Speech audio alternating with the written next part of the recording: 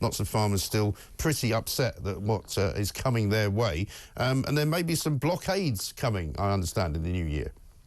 Yeah, this one's not going away, and I think the government sort of know this, but they don't know how to handle it.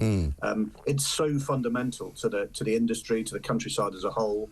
Yeah, the family farm is the backbone of rural communities, and the idea that people are just going to say, "Oh well, that's fine. Well, you can have my farm when I die," it's not going to happen. It's going to be a long, a nasty and awkward campaign, I think, unless the government does the sensible thing, accepts that it was very badly advised, mainly because it only took advice from people who didn't understand the issues, and to find a way through this. And I think it's really important. An important point is, whatever you think of this government, it's actually not wrong about the principle. There are quite a lot of people who've been buying farmland to avoid inheritance tax. And that's not good for the farming industry, and obviously it's not good for the Treasury. Right. But the idea that you can't solve that problem without smashing the family farmers, the real farmers, people here, is nonsense. And we can find a way through this. Yeah, the NFU have been in discussions with at least some ministers, although I understand that the Chancellor hasn't yet met them. And yeah, there are plenty of proposals on the table which would resolve that issue. But I think we're now in one of those situations where it's about the government's ego. It's about not wanting to be seen to be any suggestion that they're back down, rather than finding a sensible way through this mess. Yeah, I think that's right. But it kind of it's sort of symptomatic, is it not, really, of what this government's been doing on all sorts of levels, like with VAT on private schools, like with the winter fuel allowance for pensioners, and now with the inheritance tax, not just for farmers, but also for everyone. They've used this rather sort of clumsy, broad brush approach to get everybody. And as you say, I mean, if people are using property and buying farmland up in order not to farm it, just so they can avoid inheritance tax, well, nobody really wants that to necessarily be something that's popular. But by the same token, the big argument seems to be around the sums, doesn't it? Because the farmers are saying, the government's assertion that it's only going to affect a few farms is wrong. So when will they realise that those numbers are wrong? When will they admit that?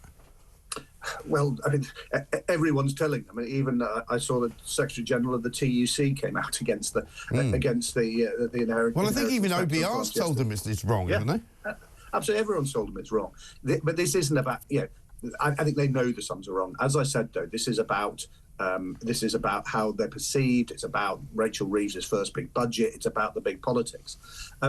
And I think there's something been quite strange about the first 6 months of this government. So they were willing to talk in opposition in a way that probably the Labour Party hadn't been, to groups who, like the Countryside Alliance, who wouldn't be naturally best mates. We had some fairly rough conversations under the last Labour government, but we've had some very progressive and quite sensible conversations before the election.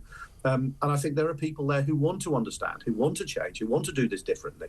They've got a whole raft of marginal seats in rural areas now, and there are 80 or 100 new Labour MPs sitting there thinking, Jesus, what on earth is going on here? Right. My whole voting days, having neutralised the rural issues, they've gone in on inheritance tax and made a mess of that. But also now we're hearing the same old nonsense about hunting. They want legislation on trail hunting. They want to massively boost the cost of a gun licence. There's other bits and pieces kicking around. Why do they want to do this stuff? It's really unnecessary. It's not on anyone's agenda as a priority, and all you're doing is ruining all the work you did before the election to try and neutralise this Labour versus the countryside thing. Well, and that's always what it is, isn't it? Because it's like they're all sitting around in some kind of smoked cafe latte shop somewhere in Camden Passage, deciding that oh God, I get a nosebleed when I go outside the M25.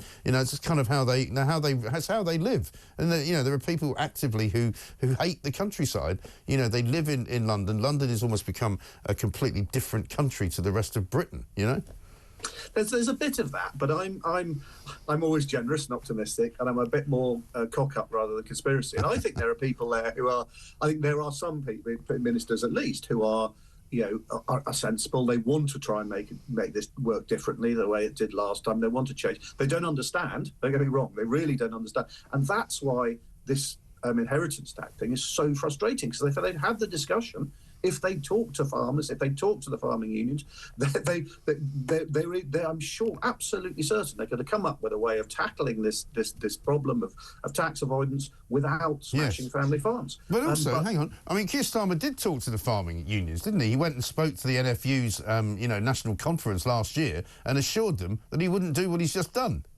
He talked about respect, a renewed respect for the countryside, and he assured them that they wouldn't do that. And so he lied to them. A really difficult hurdle. I mean, I know you want to be optimistic about this and fair, Tim, but he basically lied to them, and that's what he did. I think they simply didn't understand what they're doing, and there's a bit of this as well. It's a bit like a Ladybird book. They think that that farmers sit around on little red tractors, without a cab, and have straw in their hair, and and have 50 acres. Have 50 acres. They put a cap on this thing of £1 million. Sadly, the reality is, if you want to make a living, a decent living, not be rich, a decent living out of farming, you are going to have assets. You have to have assets which are far greater than that, and they simply don't understand the industry. And is there a simple way out for them? I mean, could you say to them, for example, if you were to sit around a table with them today, look, this is your way out. This is how you can do it without losing too much face. It would not look bad for you to do this, and then you could save all of the trouble over here. Well, look, I'm neither a tax expert, or nor do I represent directly farmers, although many of our members are farmers. But I think there's one bit of this which is even worse than the rest of that, and that is that if you're a farmer, say you're in your 80s, you're sitting in your farmhouse at the moment, the best possible advice you would have got before the election was to leave that in your name, not to transfer that.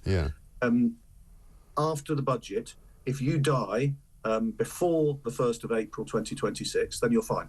You can pass your farm on without any inheritance tax.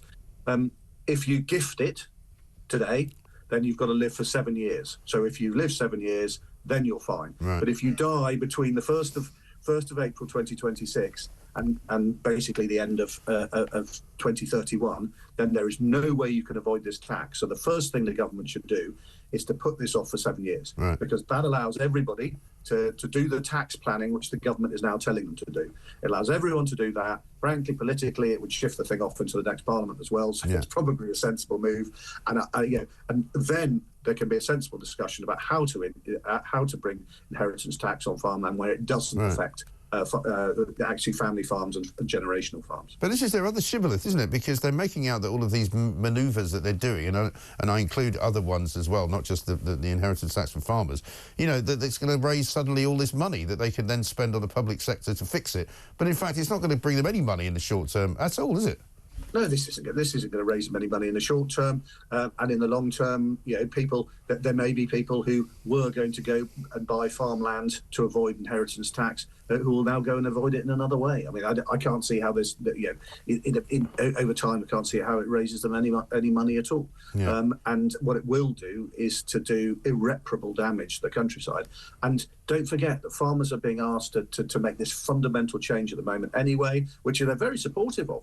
The move from direct support which essentially was subsidising people's food in the supermarket, to a much more environmentally focused support system and subsidy system. They're all up for that, but you can't do that if you're bankrupt, frankly, if you're paying £100 a year just to pay off the inheritance tax for your... Because also, by the way, and I don't know whether you're a fundamentalist about this or not, but, all these cobblers about we must raise more tax because we must save the, public sector. I don't want to give any more tax to the bloody government, right? They take plenty of tax already. They only waste it anyway, and they don't know what they're doing. And, why don't they lose a couple of thousand civil servants and save themselves some money that way? I think that's one for you rather than me. But, sorry, I just wanted to get that off my chest. But there we are. Listen, Tim, good to talk to you. Thank you very much indeed. Tim Bonner, Chief Executive of the Countryside Alliance.